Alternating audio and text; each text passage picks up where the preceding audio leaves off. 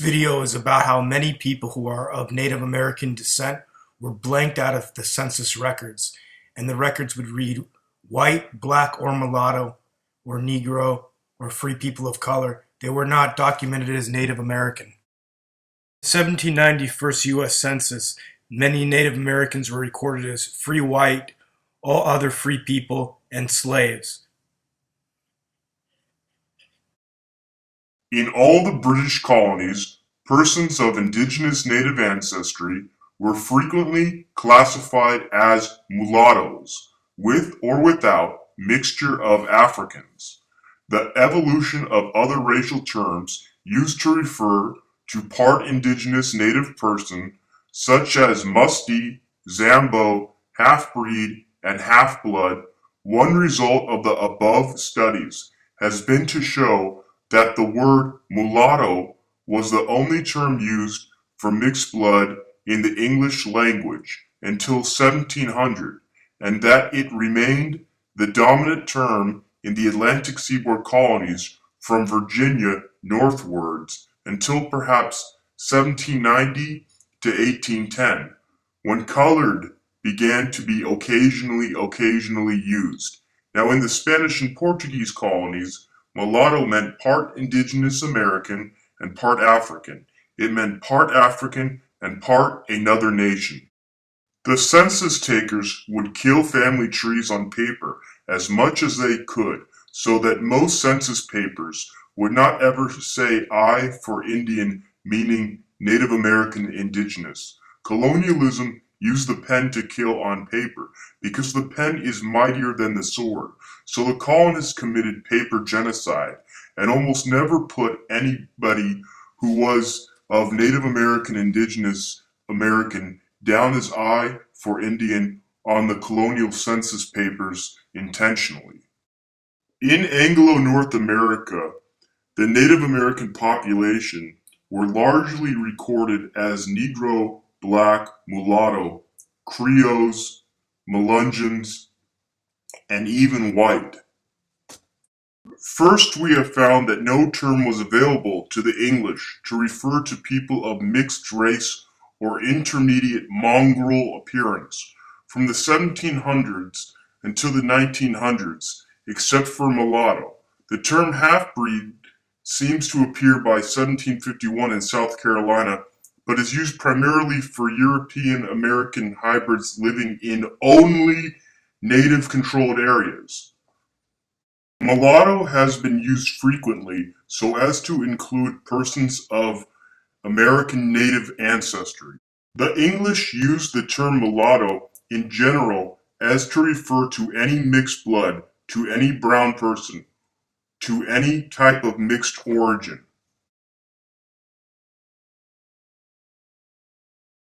What do you call a person mixed indigenous native, European, and African ancestry? No one provided any answers because it seems the Americans' mixture with Africans was generally made to focus or a fascination with only the black-white nexus. Native American descendants had been legally defined as mulattoes in Virginia in 1705 without having any African ancestry.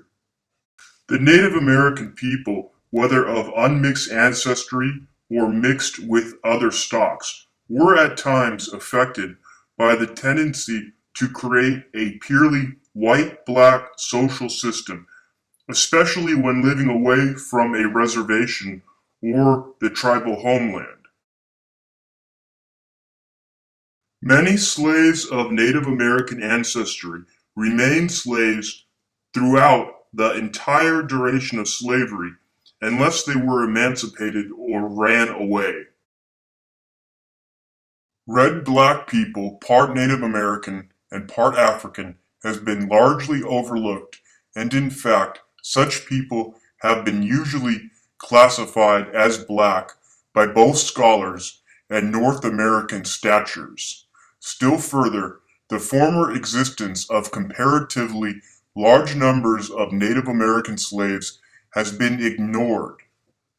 How a Native American person's color was recorded, white, Negro, black, mulatto, or free people of color, etc., was decided by the whims of the census taker, not on what the family told the census taker they were. The Virginia legislature in 1705 passed a law that says the children of indigenous Native Americans and European marriage were mulattoes, but the children of these mulattoes and a European mate were to be identified as white. European marriage to Indians seems to have been the rule rather than the exception. Most of the Atlantic region people of native blood are identified as white, black, and mulatto. Being documented as Indian, if you are Indian, is extremely rare. From the 1600s to today, most are of undocumented Native American ancestry. Census records from 1619 to 1620 show that most settlers were male. In some plantations, all were male. There simply were no available English women. Flash forward nearly a century, and the Virginia colony passes a law stating that the child of a white and an Indian is a mulatto, but the child of a white and a half Indian, that is, with one Indian grandparent, is white. This rule seems to have held in Delaware and Maryland and elsewhere too. Indian wives would explain why so many genealogies are so easily traced by the male line, but hit dead ends at the female side. If the mother was Indian, and if the marriage was sanctioned only in the most irregular way, a child's legal record would refer only to his or her father's side, the mother's family being outside the English legal system. So colonialism lied and blanked out the Indian woman's name and just did not write it down at all. Or they lied and said this woman was a white Indian, making her and her sons and daughters look as if they were just a white woman or man and children who lived with the Indians. They said this word white Indian because she or he and their offspring really were Indian. Colonialism just lied about who she or he was. Yes, if the mixture was just Indian and white, sometimes the Europeans would let you get away with it if you could still somehow pull off the native part. But a hell of a lot of times, they would just put you down on that paper as white Indian, or they just did not put you down at all. And that happened to millions of Indian descendants who really looked Indian, and their Indian mixed blood offspring also who were more mixed. In the winter time, many Indians were recorded as white. In the summer, many Indians were recorded as Negro or black. In fact, in the USA, there are laws that stated if you were even friends with a Negro, which can mean Indian mixed African, called Negroes, you would be legally counted as a Negro black period on census and laws. Even pure-blood Indians could be counted as black, as in Nevada in 1880, when the census enumerators categorized 90 members of the Duckwater Shoshone tribe in that manner. How a Native American descent person's color was recorded by the censuses, white or free person of color, etc., was influenced by appearance and other factors, such as 1. Economic standings, 2. Whether a racial agenda existed in the community, or 3. An assumption that all members of a household must be of the same category, and also the season of the year, folks being whiter in the winter. The census taker put N in front of nearly every other member of Indian communities. It did not matter what percentage of Indian, African, white they had. The census taker would lump many people of Indian ancestry together as Negro and Black. The enumerator listed race as they wished, not as the enumerated family wished. Many Indians were likely to be listed as mulattoes, particularly if the census were taken in the summer, and many Indians were likely to be listed as Negro, particularly if the census was taken in the summer, and many Indians were likely to be listed as white, particularly if the census was taken in the winter. In addition to census enumerations, vital record keepers also listed race as they wished for at least 300 years. It is obvious from the research that the term mulatto was used to define Indian Europeans, Indian African, and Indian African Europeans. And after 300 years, they kept using this term to define mixed Native Americans. Colonialism just pretended that the name changed meaning. But in reality, Native American descendants and people of Native American ancestry were still being defined as mulattoes.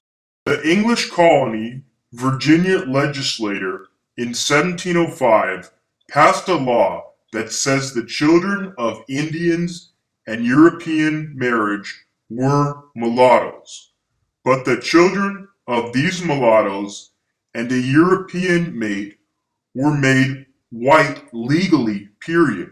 Pocahontas was not the only Indian bride of an English colonist. This is the question about the hundreds, nay thousands, nay millions of individual criminal settlers who settled in all the British colonies.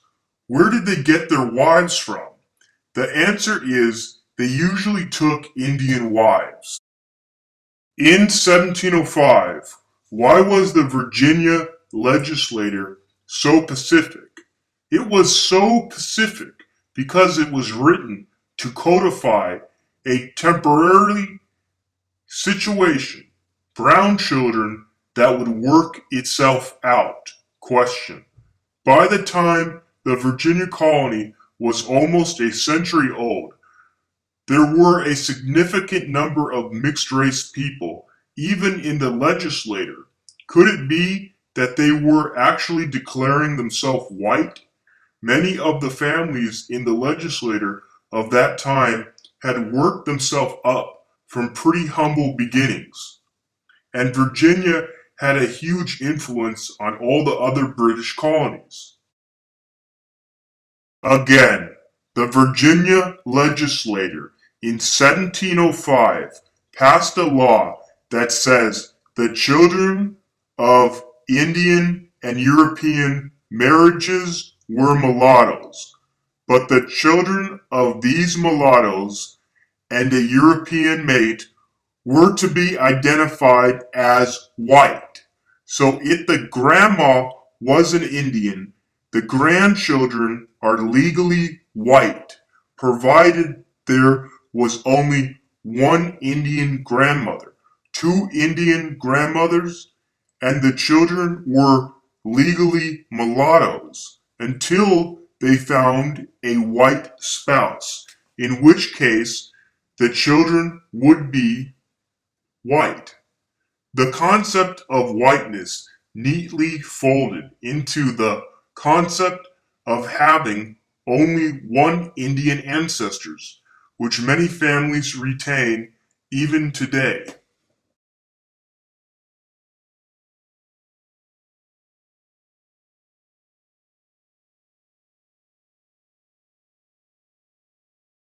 Again, in 1705, the Virginia's law said that a Native American who marries a European is a mulatto, but if this mulatto marries a European, he or she is white. The logical inference from the Virginia legislators' definition is that there were plenty of white planters with Indian ancestry who wanted their franchises protected during a period when racial divides were becoming sharper and sharper. These so-called marriages were only sanctioned only in the most irregular way, as to only read both parties as European and white, period, usually at least.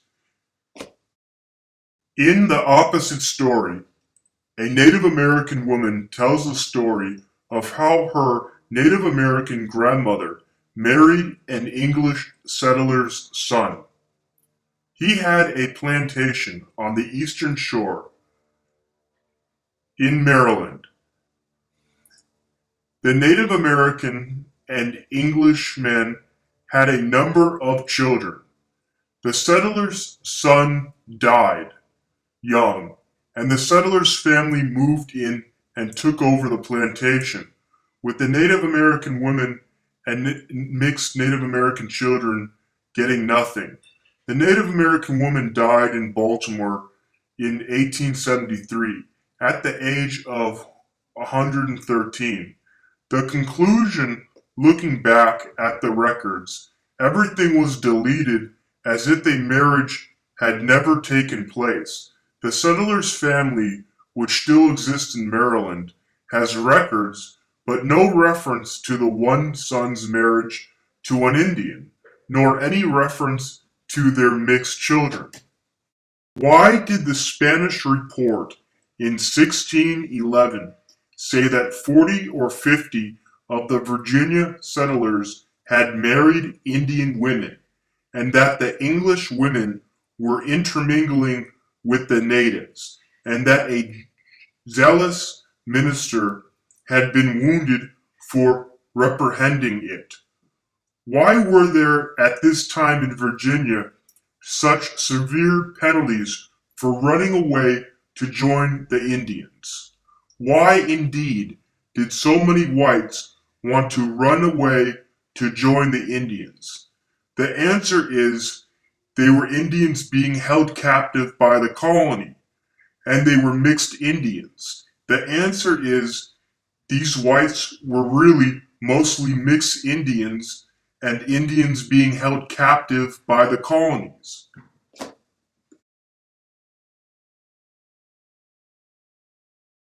The answer is these whites were really mostly Euro Native American mixed bloods. These were Native American Euro mixed bloods being held in the colonies and on plantations as captives. And this happened throughout all the British colonies in Anglo-North America. Native Americans mixed with Africans and Native Americans mixed with Africans and Europeans were usually intentionally just recorded as slaves or as free mulatto, free Negro, free black, free people of color, and sometimes they were even recorded as white. Chambers' Cyclopedia, 1727 to 41, states mulatto, a name given in the Indies to those who are begotten by a Negro man on an Indian woman, or an Indian man on a Negro woman. This significant definition undoubtedly reflects Spanish usage as well as practice in South Carolina and other English colonies. 1964, in the book, The Indians in America's Past, Jack D. Forbes says, "It should be pointed out that the greatest reservoir of Native American ancestry in the United States is not contained within the group usually referred to as Indians, but among Mexican Americans and so-called Spanish Americans. A high percentage of the latter are of relatively unmixed Native ancestry. Many states legally classify Mexican Americans as white, and the federal census does not enumerate them as Indians.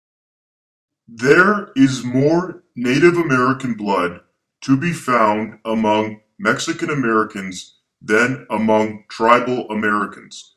Likewise, many persons classified by the census as English-speaking whites are actually part Native American. I personally know of some who are at least half Native American. Almost all Puerto Ricans have some degree of Native ancestry.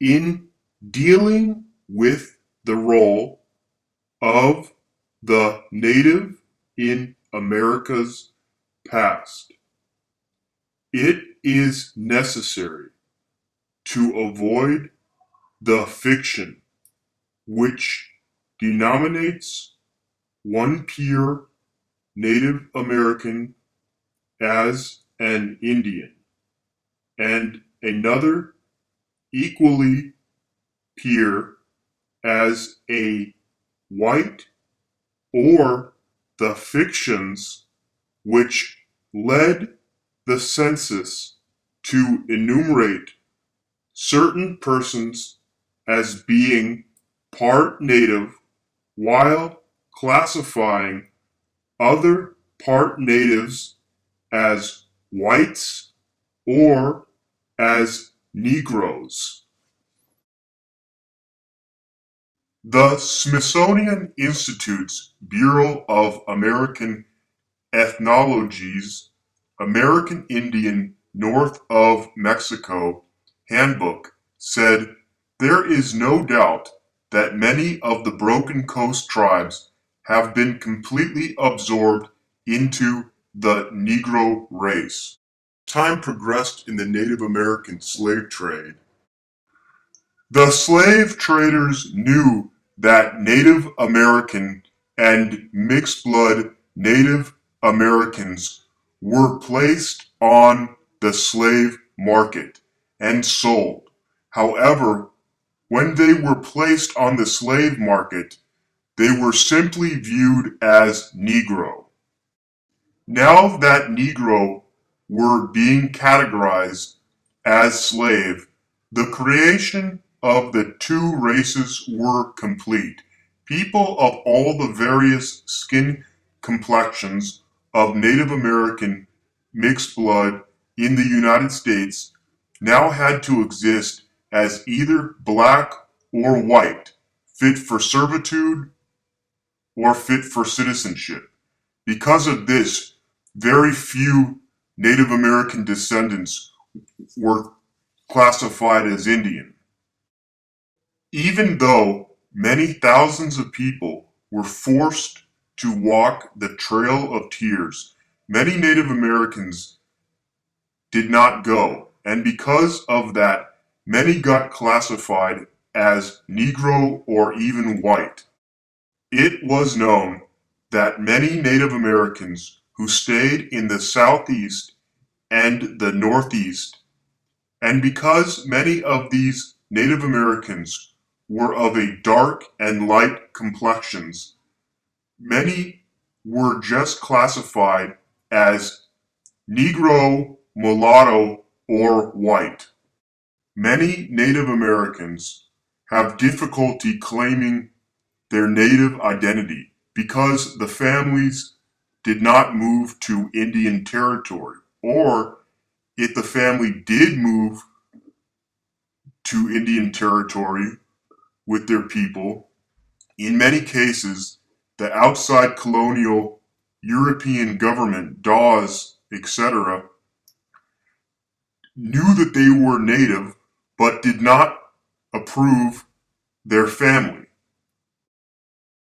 This was intentionally done to millions of Native Americans in the United States and Canada because the colonists believed in the slogan that the pen is mightier than the sword. This paper genocide, census paper genocide, was intentionally done to millions of Native descent people because what the colonists could not do with guns, swords, and flames, they did with the stroke of a pen. European slave raids became common in the North and the South of Anglo-North America. Europeans used warfare to capture and kidnap Native American slaves and servants. Columbus started the Native American slave trade by kidnapping and transporting thousands of Native Americans to Spain to become part of the Mediterranean slave trade. In Anglo-North America, the Native American slaves/servants, kidnapped captives, were either sent to Europe or the West Indies, or they were retained in the colonies of Anglo-North America.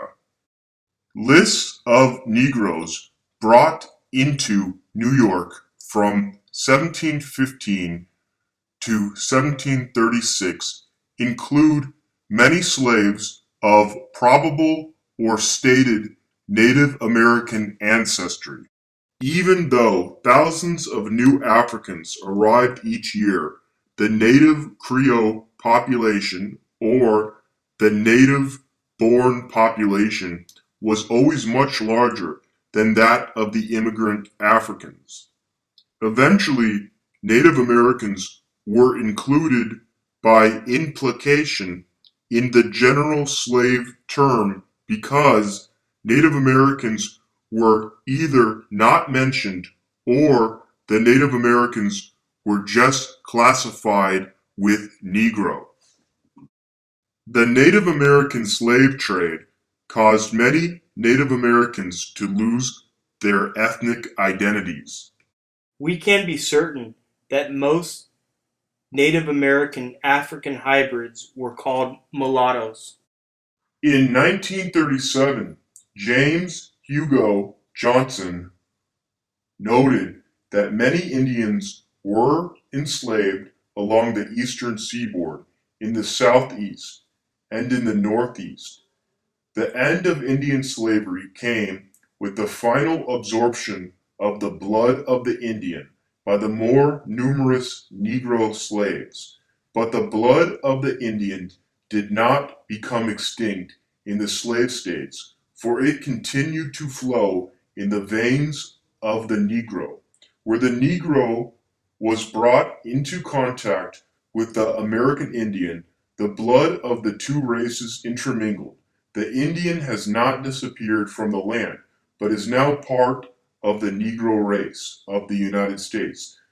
The later statement might offend many Native Americans today, who still survive, of course, in numbers as Native American. But nevertheless, the significance of Johnson's thesis as regards the extent of Native American African intermixture remains before us. Frank H. Russell, in his The Free Negro in Virginia, 1913, wrote that one of the ways in which the free colored population grew was by mixture of Indians and Negroes. Helen T. Cartrall, in her work on slavery in Virginia, noted that we have shown that the first slaves were Indian, not Negroes, and that the enslavement of American continued for many, many, many years. In 1903, a historian of New Jersey noted that unions between Indians and Negroes were so commonly frequent, indeed, as to have left permanent impress upon many families of Negroes of the present day. E. B. Reuter recognized 1927 that African American mixture had taken place within slavery and said the Indians slaves were gradually absorbed into the black population.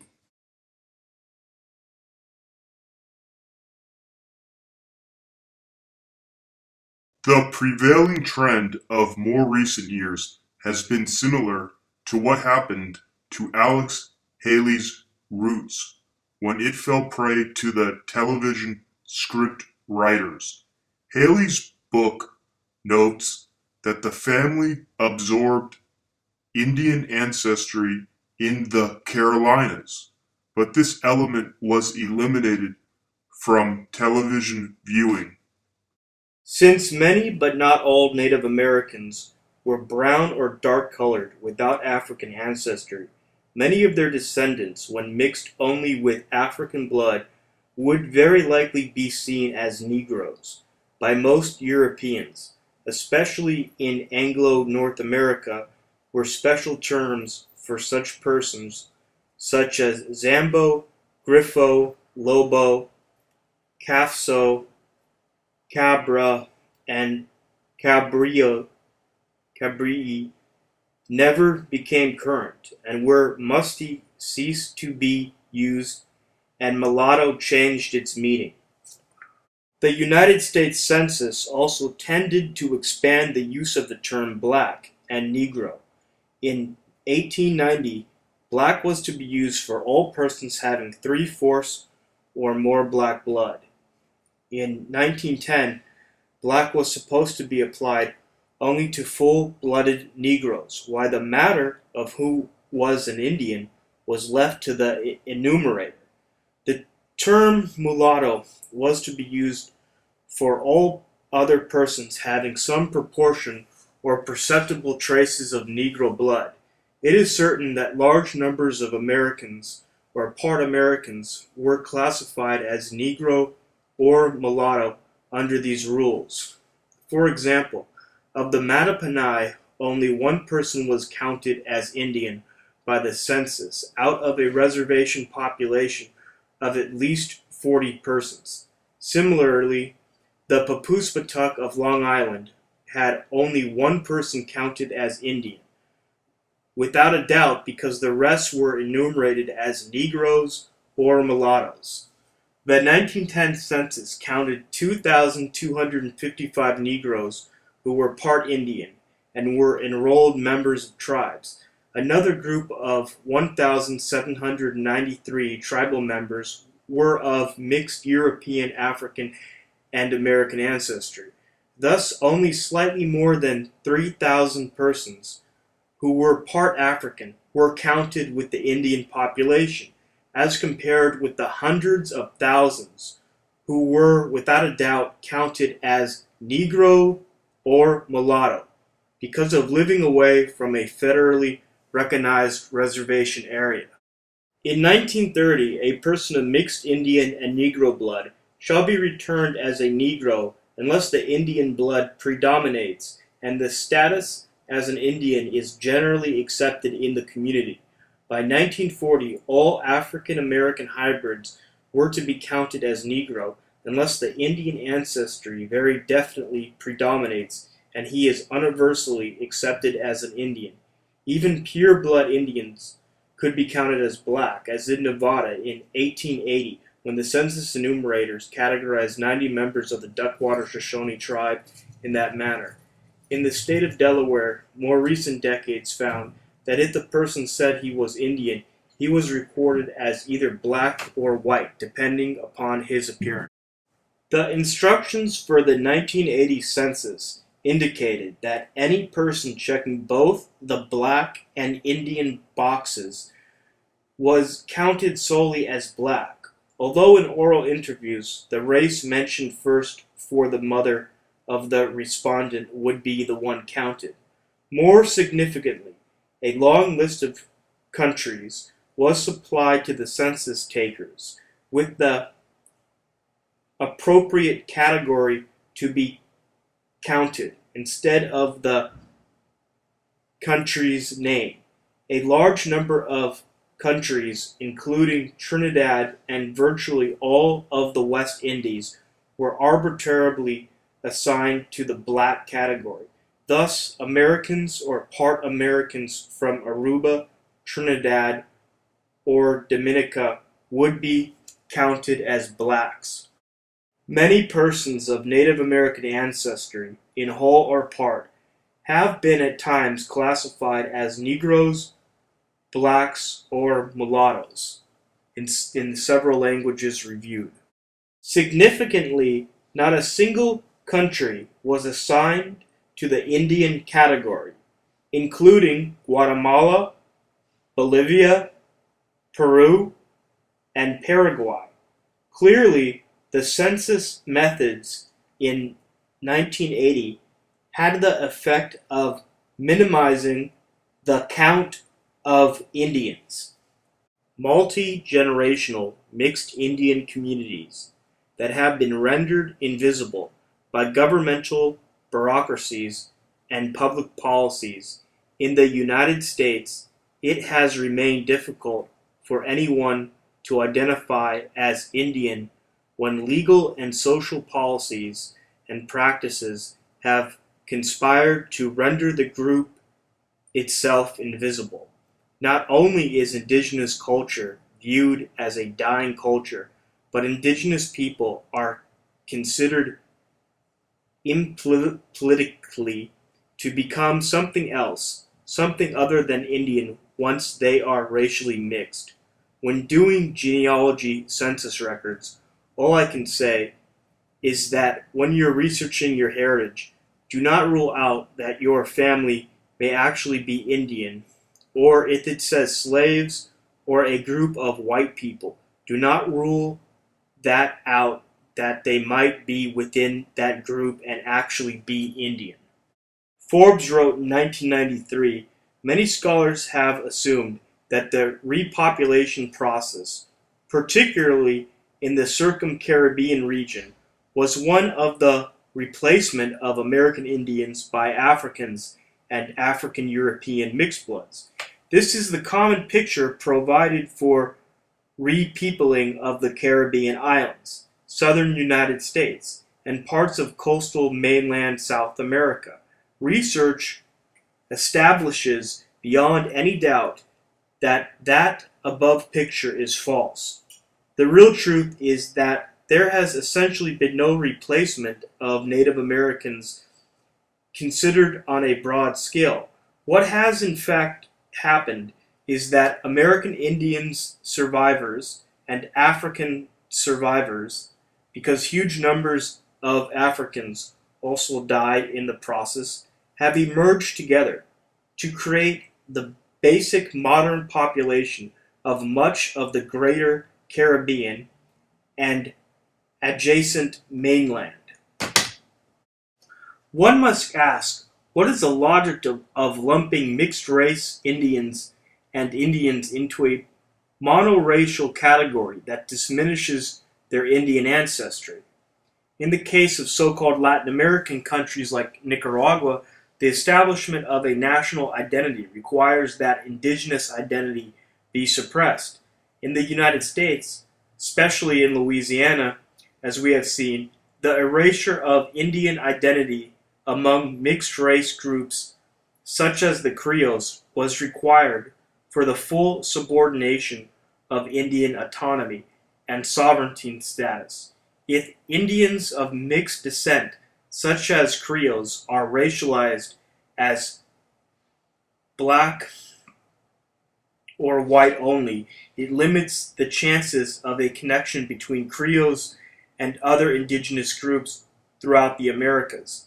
As Jack D. Forbes' 1993 work indicates, the severe undercount of American Indian populations has occurred as the result of the miscalculations of multi-ethnic Indian who marry into European or African families.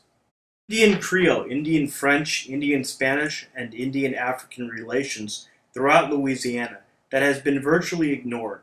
Atacapa al-Shakas, also known as Upalusha or Blackleg, Blackfoot, the Clifton Choctaw, the United Homa Nation, and the Redbones, are just four of the many of the communities that have intermarried with European, primarily French and Spanish, and African populations, mainly from Senegambia, Senegal, and Gambia, to form the Creole population.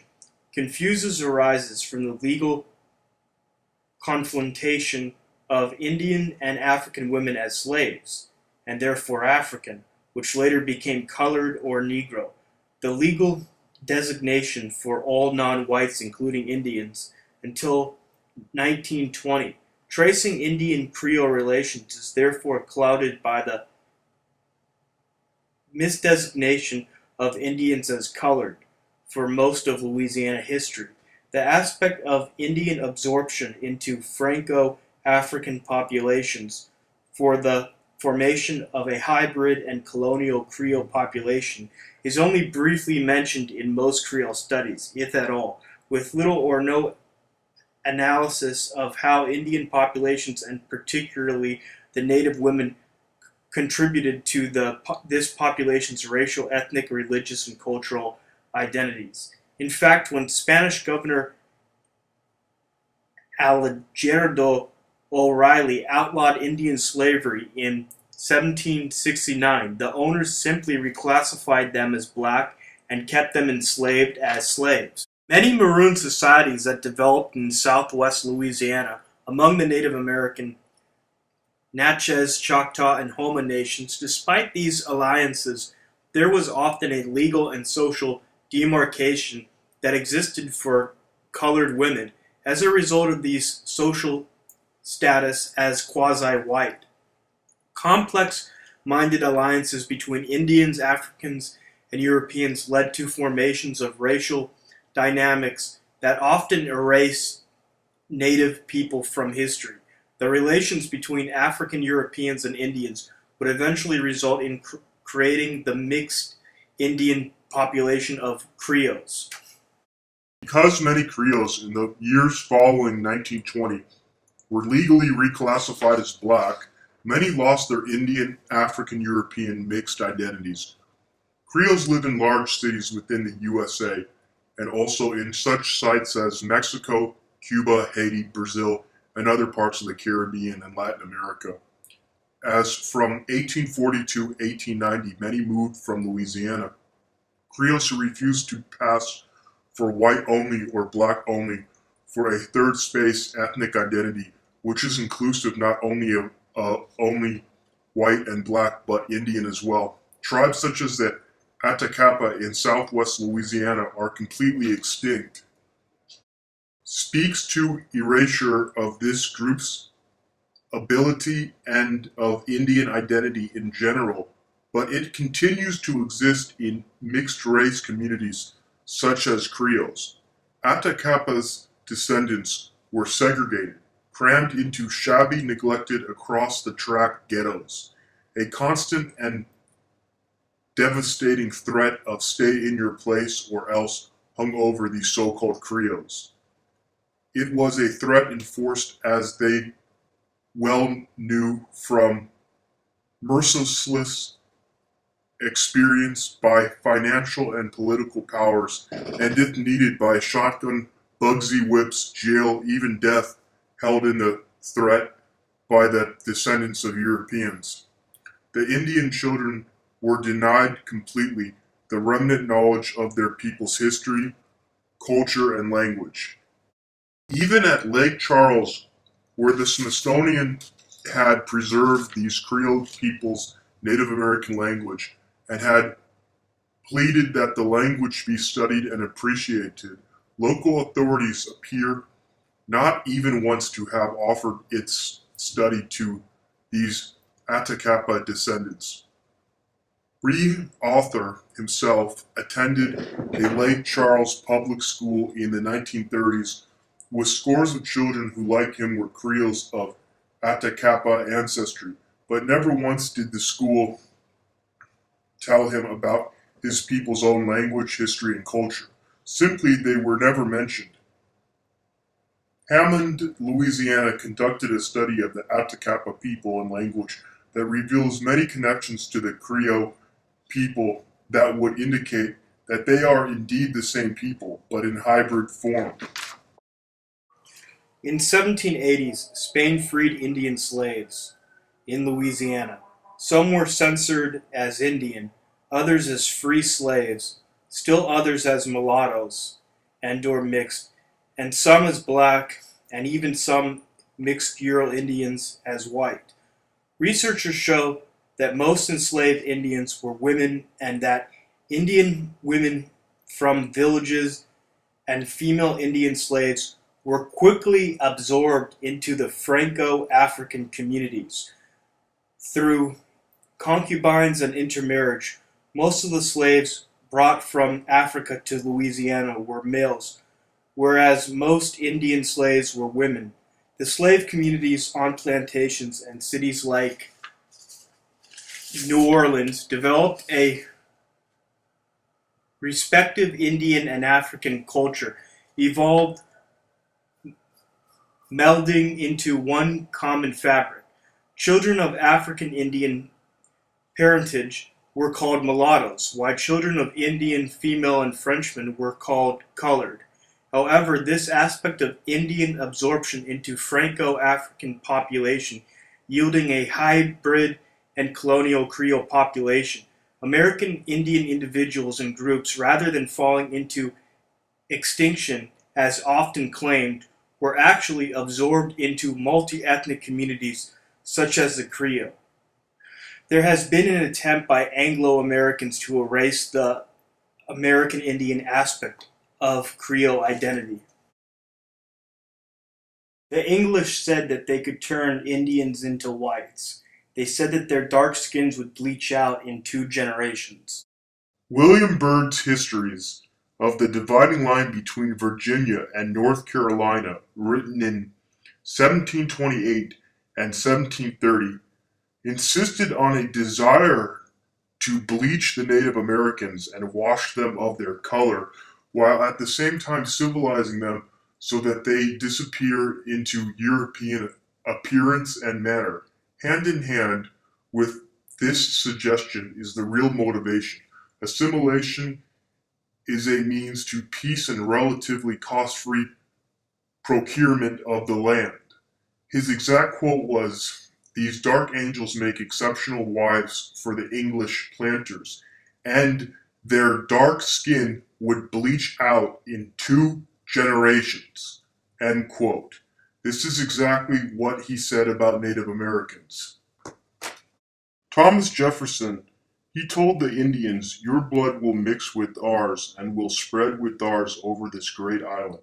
His plan, as he sketched it out for Benjamin Hawkins, his agent among the Creeks, was to let our settlements and theirs meet and blend together, to intermix and become one white people, incorporating themselves with us as citizens of the U.S. This is what the natural progress of things will of course bring on. The natural progress of things sketched out by Turgot and other philosophicational historians can overcome cultural and ethnic differences to create a single body in blood and community. In 1803, Thomas Jefferson wrote, "The ultimate point of the rest of happiness for them, the Indians, is to let our settlements and theirs meet and blend, to intermix and become one people. This is what the natural progress of things will of course bring, and it will be better to promote than to retard it." 6 years later, Jefferson asserted, "In time, you Indians will be as we are. You will become one people with us. Your blood will mix with ours and will spread with ours over this great island." Absorption into the white race was what Jefferson promised all the Indians. At Massachusetts Bay in 1623, it was charged that the leader of the English was wasting supplies among the natives because he was keeping Indian women. 7 years later, Edward Ashley, an Englishman who traded with the Indians, was charged with having committed uncleanliness with Indian women. In New York, the Dutch apparently thought Indian mates with great vigor and enthusiasm, as is asserted to by a number of observers. In 1644, Jonas Meglefees noted that the Mohawk women are exceedingly addicted to whoring. They will lie with a man for the value of 1 or 2 or 3 shillings, and our Dutchmen ran after them very much. The settlers of New Amsterdam did not, however, have to journey to Albany for pleasure, for the native women of Manhattan were frequently both attractive and promiscuous, as the Dutch said. The non-Indian European ancestors did a very good job of hiding the identities of their native spouses. When a native man or woman marries a European man or woman, his whole entire family usually was forced to take the wife's or husband's European surname. Deliberate government misinformation on a seemingly routine basis. Officials erased all records of native heritage on adoption form. Census takers refused to categorize individuals as native, listing them in Canada as French, white, or black, or in the United States as black or white or mulatto, or in Latin America as Spanish instead. Priests changed the names of individuals or their families on residential school admission records, and listed native wives as French on marriage registers. Indian agents removed the names of orphans from their band's list after they were disposed, presumably for good, at residential schools. Nativeness was erased, however, and whenever possible, on many of the official documents that today are used to determine an individual's identity and heritage. In many cases, this deliberate misinformation has made it almost impossible for individuals to recoup any knowledge of their own histories, as family stories and official records do not match. In the early 1800s, there were areas of the U.S. where the census takers assumed that the native population had been wiped out, and because of that, many natives that were still there were classified as white, black, or mulatto, depending upon their complexion. In the late 1800s, a colonialist, racist assimilation group called Friends of the Indians decided who is Indian, decided by white people. White bureaucrats classified applicants of mixed Indian African ancestry as freemen. Indian black noticeable ancestry was a likely trigger for freeman status. Rather than a Native American person being asked his or her racial category, the person's ancestry was judged by the enumerator's racist bias. It was based on the enumerator's racist observations and personal bias, rather than by asking, "What race are you?" Indians and their mixed Indian offspring were classified as free person of color, mulatto, white, Negro, black, etc. How a person's color was recorded, white or free person of color, etc., was influenced by what the census taker decided they were, their economic standings, whether a racial agenda existed in the community, and the assumption that all members of the household must be of the same category, as they did this a lot, and by the season of the year, many Native Americans being lighter in the winter, which meant they could be classified as white, and many Native Americans being darker in the summer, which meant they could be classified as mulatto, Negro, black. Some Native Americans were treated as indentured servants, others were slaves. In all the colonies and states of Anglo-North America, mulatto has been used frequently, so to include persons of Indigenous American ancestry, whether mixed with African or not. In 1895, George Tillman, speaking at South Carolina Constitutional Convention, asserted that there was not a full-blood Caucasian on the floor.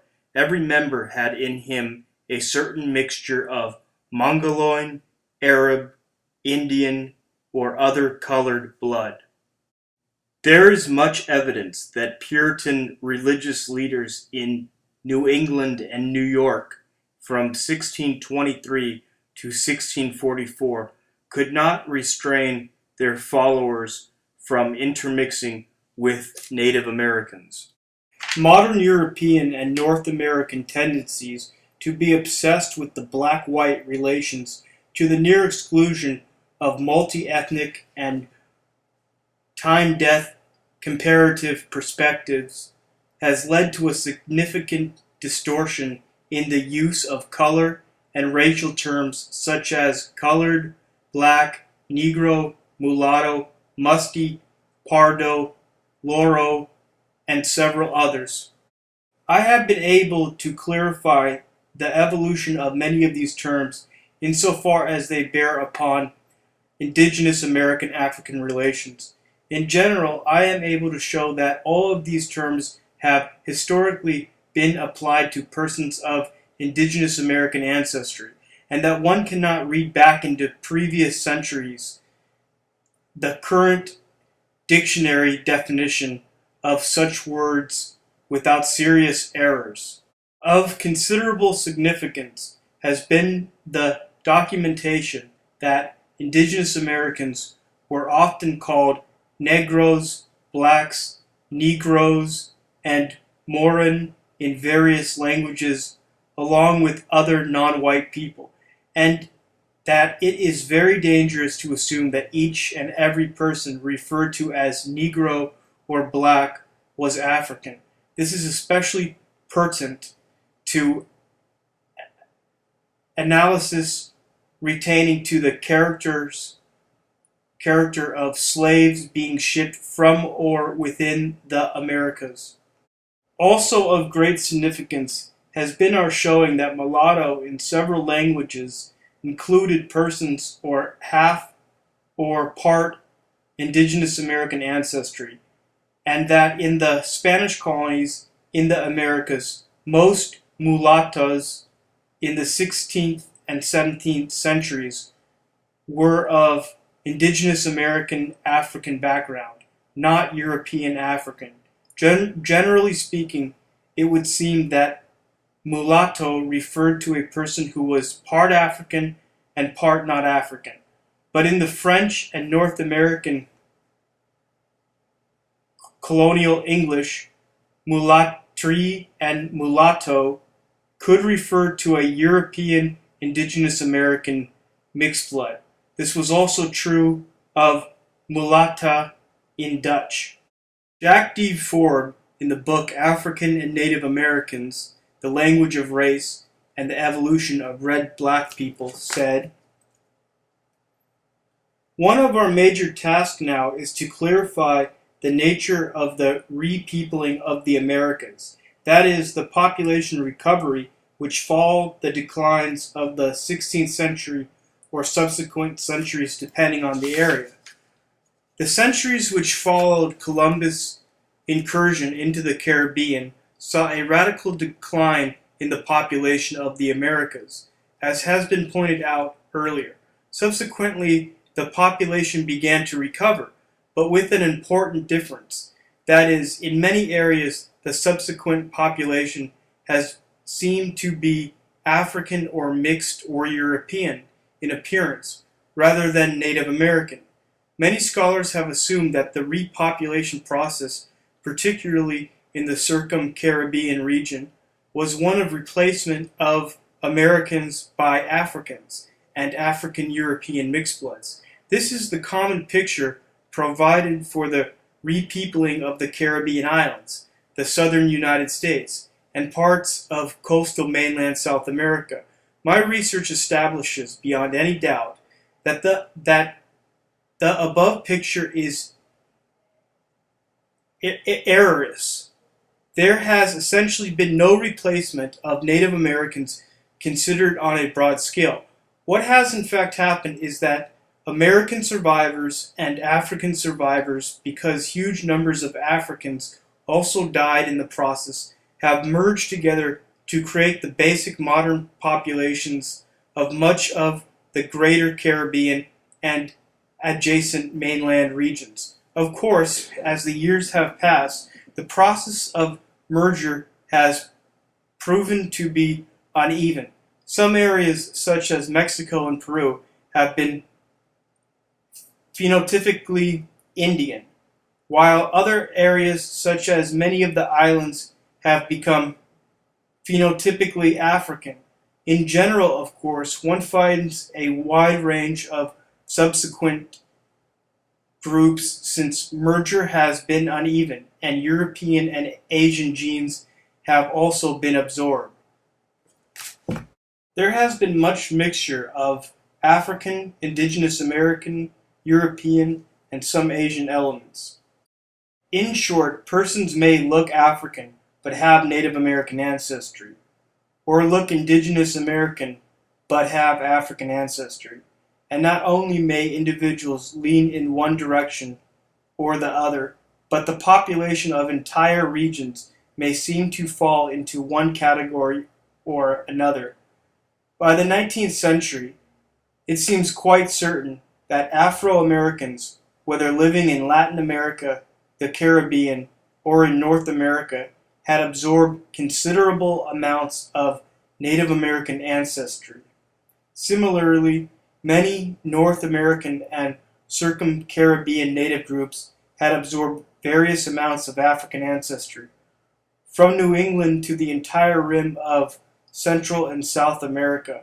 But in many cases, we are dealing with 300 to 400 years, 20 generations of intermixture of a very complex sort.